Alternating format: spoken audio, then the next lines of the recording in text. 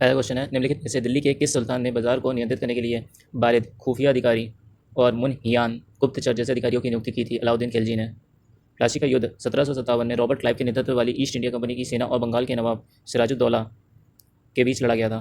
भारतीय संविधान के किस अनुच्छेद में उल्लेख है कि अपने कर्तव्यों के पालन में भारत के महान्यायवादी को भारत के राज्य क्षेत्र में सभी न्यायालयों में सुनवाई का अधिकार होगा? 76(3). भारतीय संविधान की किस अनुसूची के तहत सर्वोच्च न्यायालय के न्यायाधीश के शपथ या प्रतिज्ञान के प्रारूप का उल्लेख है? 3री अनुसूची। निम्नलिखित में से कौन स्वराज पार्टी के संस्थापकों में से एक है? चित्तरंजन दास। भारतीय संविधान के किस अनुच्छेद में उल्लेख है कि प्रत्येक धार्मिक संप्रदाय या वर्ग को चल और अचल संपत्ति के स्वामित्व और अर्जन का अधिकार होगा? अनुच्छेद 26(c). Sir Garfield Sobers trophy किस खेल से संबंधित है? क्रिकेट।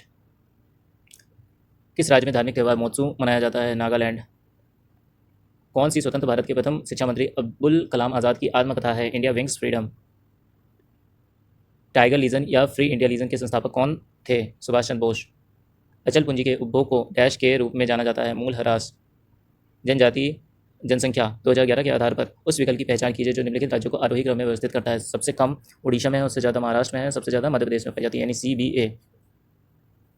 एक प्रजनन रणनीति का नाम बताइए जिसमें परजीवी एक ही प्रजाति या विभिन्न प्रजातियों के अन्य जीवों की देखभाल का लाभ उठाते हैं जिससे वे अपने बच्चों को पाल सकें। शाप परजीविता। ब्रह्मांड की स्थिर व्यवस्था की संकल्पना के बारे में किस वैज्ञानिक ने विचार किया था? Frank Hoyle. वैदिक आर्य सप्त सिंधु नामक क्षेत्र में रहते थे जिसका अर्थ 7 नदियों द्वारा अपवाहित क्षेत्र है। 7 नदियों में से एक झेलम नदी है। इसका प्राचीन नाम था वित्तिस्ता। भारत में अंग्रेजों द्वारा शुरू की गई राजस्व संग्रह की रेयतवाड़ी व्यवस्था डैश पर आधारित थी? रिकॉर्ड के लगान सिद्धांत पर, यानी रिकॉर्डियन थ्योरी ऑफ रेंट। भारतीय संविधान के निम्नलिखित में से कौन से अनुच्छेद नागरिकता से संबंधित है? 5 से 11। एकल के लिए बैडमिंटन कोर्ट की लंबाई कितनी होती है? 13.40 मीटर। 1901 में विलियनो में रासायनिक गतिकी और परासरणी दाब के नियमों की खोज द्वारा प्रदान की गई असाधारण सेवाओं की पहचान के लिए नोबेल पुरस्कार किसे दिया गया था?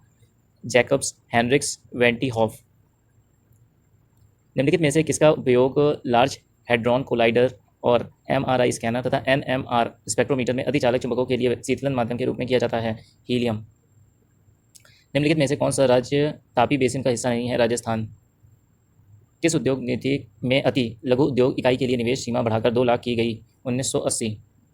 चोल प्रशासन में गांवों में सदन होती थी जो मुख्य रूप से ब्राह्मणों द्वारा बसाई गई थी? सभा। न्यायाधीशों को एक उच्च न्यायालय से दूसरे उच्च न्यायालय में स्थानांतरित करने का अधिकार किसके पास है? भारत के राष्ट्रपति। हाल ही में कृषि अर्थशास्त्रियों का 34वां सम्मेलन कहाँ हुआ है? नई दिल्ली में। UPSC की नई चेयरमैन कौन बनी है? प्रीति सूदन। विदेश मंत्री ने हाल ही में कहाँ महात्मा गांधी की प्रतिमा का अनावरण किया है? टोक्यो। मृदु पवन दास किस देश में भारत के हाई कमिश्नर बने हैं? रवांडा। भारत कहाँ बहुराष्ट्रीय वायुसेना अभ्यास तरंग शक्ति 2024 की मेजबानी करेगा? तमिलनाडु। किसने पूर्व सैनिकों के लिए ई-सेहत टेली कंसल्टेंसी सुविधा शुरू की है? भारतीय सेना ने। पहली बार विमेंस एशिया कप 2024 का खिताब जीता है? श्रीलंका ने।